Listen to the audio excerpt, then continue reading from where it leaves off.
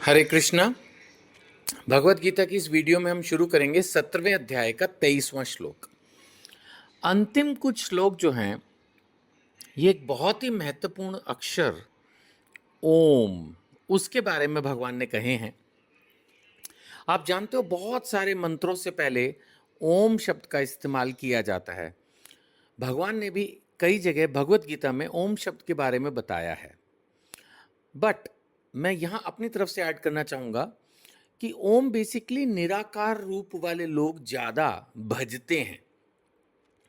ओम शब्द बोलने में कोई नुकसान नहीं, कोई गलत नहीं, लेकिन अगर आप देखेंगे तो जो हम हरे कृष्ण महामंत्र करते हैं उसमें ओम शब्द का इस्तेमाल नहीं है। तो यहाँ भगवान थोड़ा ओम शब्द के बारे में बता रहे हैं।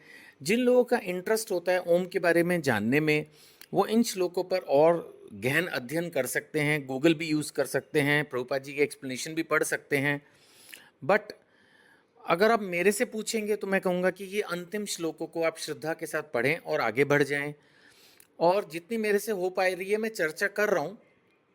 इससे ज़्यादा अगर चर्चा करनी है, इससे ज़्यादा डिस्कस करना है, समझना है, तो गूगल को यूज़ करें या अपने दीक्षा गुरु से आप इस बारे में डिस्कस करें। तो मैं एक बार इनको श्रद्धा के साथ पढ़ के आगे बढ़ रहा हूँ कि भगवान ने क्या कहा। भगवान कह रहे हैं कि सृष्टि के आदिकाल से ओम तत्सत ये तीन शब्द पर ब्रह्म को सूचित करने के लिए प्रयुक्त किए जाते रहे हैं। प्रभुपाद जी ने एक्सप्लेनेशन में लिखा है कि ब्रह्मा जी ने जब तपस्या शुरू की तो सबसे पहले उन्होंने इन शब्दों का उच्चारण किया। इसीलिए भगवान भी कह रहे हैं कि सृष्टि के आदि काल से ओम तत्सत ये तीन शब्द पर ब्रह्म को यानी कि भगवान को सूचित करने के लिए प्रयुक्त किए जाते रहे हैं। ये तीनों सांकेतिक अभिव्यक्तियां ब्राह्मणों द्वारा वैदिक मंत्रों का उच्चारण करते समय, तो ये कब बेसिकली यूज होनी है? जब ब्राह्मण वैदिक मंत्रों का उच्चारण करें। देखिए, आप में से हो सकता है कुछ ब्राह्मण हो बाय बर्थ, बाय कर्म, मैं नहीं जानता इस ऑडियो वीडियो को कौन सुन रहा है।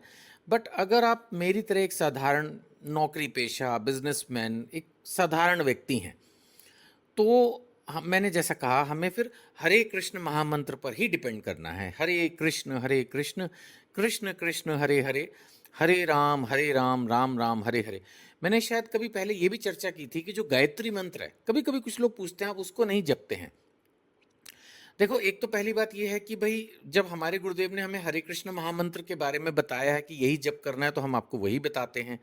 दूसरी बात यह है कि जितना मैंने सुना उसके हिसाब से गायत्री मंत्र जो है वो ब्राह्मण लोगों के लिए है जो थोड़ा नियम कायदे से जीवन जी रहे हैं। मैं ये नहीं कह रहा कि मैं कायदे से जीवन नहीं जी रहा हूँ या आप नहीं जी रहे हैं, मतलब, लेकिन हम लोग, मैं तो अपने आप को कम से कम एक बहुत ही साधारण सा व्यक्ति समझता हूँ।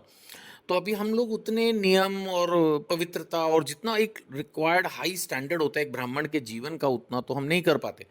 तो ऐसा मुझे लगता है कि जो गायत्री मंत्र है ये उच्च श्रेणी के ब्राह्मण लोग जो है जप करते हैं, या उसी तरह से जो लोग जीवन जी रहे हैं। और फिर मैं ये कहूँगा कि गायत्री मंत्र या ये ओम से रिलेटेड जो मंत्राज हैं, ये अगर आपके गुरुदेव, आपके दीक्षा गुरु आपको बोलते हैं तो आपको जरूर जप करना चाहिए।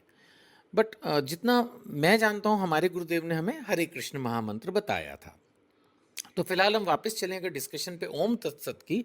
तो ये तीनों सांकेतिक अभिव्यक्तियां भगवान कह रहे हैं ब्राह्मणों द्वारा वैदिक मंत्रों का उच्चारण करते समय और ब्रह्म को संतुष्ट करने के लिए यज्ञों के समय प्रयुक्त होती थी, ऐसा भगवान बोल रहे हैं। अब हम चलेंगे तो 24वें श्लोक में। अभी हम हैं 17वें अध्याय पे। 17वें अध्याय के 24वें श्लोक में भगवान कह रहे हैं, अतएव योगी जन ब्रह्म की प्राप्ति के लिए शास्त्रीय विधि के अनुसार यज्ञ, दान और तपस्या की समस्त क्रियाओं का शुभारंभ सदैव ओम से करते हैं। ऐसा होता है, हम भी जब अपने गुरु महाराज का प्रणाम मंत्र पढ़ते हैं तब भी हम ओम से शुरू करते हैं। तो ऐसा नहीं है कि हम लोग ओम बोलने के लिए मना कर रहे हैं। प्लीज़, आप प्लीज़ ये मत समझिएगा, मैंने ऐसा बिल्कुल भी नहीं कहा है। मैं ये कह रहा हूँ हम हर पवित्र काम को करते वक्त ओम शब्द का इस्तेमाल करते हैं जो कि भगवान का सूचक है। लेकिन जो हम रोज मंत्र पढ़ते हैं वो हरे कृष्ण महामंत्र है, बस मैं ये कह रहा हूँ।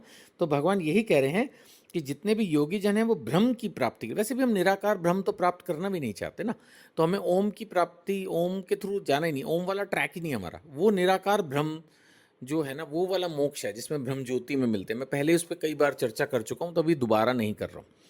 सो अतएव योगी जन ब्रह्म की प्राप्ति के लिए शास्त्रीय विधि के अनुसार यज्ञ, दान और तपस्या की समस्त क्रियाओं का शुभारंभ ओम से करते हैं।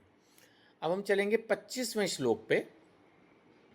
25वें श्लोक में भगवान कह रहे हैं, मनुष्य को चाहिए कि कर्म फल की इच्छा किए बिना, ये तो भगवान हमेशा ही कहते रहे हैं, विविध प्रकार के यज्ञ, तप और दान को तत् शब्द कहकर संपन्न करे। यानी शुरुआत करनी है ओम कह के।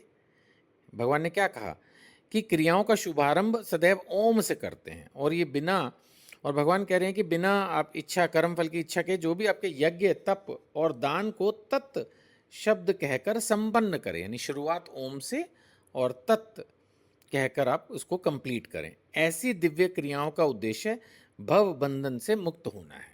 ये भगवान बता रहे हैं कि मोक्ष की प्राप्ति के लिए आप इस तरह से उच्चारित कर सकते हैं। 26 और 27 में भगवान क्या कह रहे हैं, परम सत्य भक्ति में यज्ञ का लक्ष्य है। परम सत्य यानी भगवान, जो भी हम भक्ति में यज्ञ कर रहे हैं उसका लक्ष्य है, और उसे सत्य शब्द से अभिहित किया जाता है ना। हे प्रथापुत्र, ऐसे यज्ञ का संपन्न करता भी सत्य कहलाता है। सत्य आप समझते हैं, सत्य, सच, परम सत्य। आपने वैसे सुना ही होगा ना, राम नाम सत्य, मतलब कहीं ना कहीं ये चीज आती है कि परम सत्य कौन। यहाँ पर भगवान यही कह रहे हैं कि जो परम सत्य है वो भक्ति में यज्ञ का लक्ष्य है। और आप जानते हैं कि परम सत्य कौन, भगवान।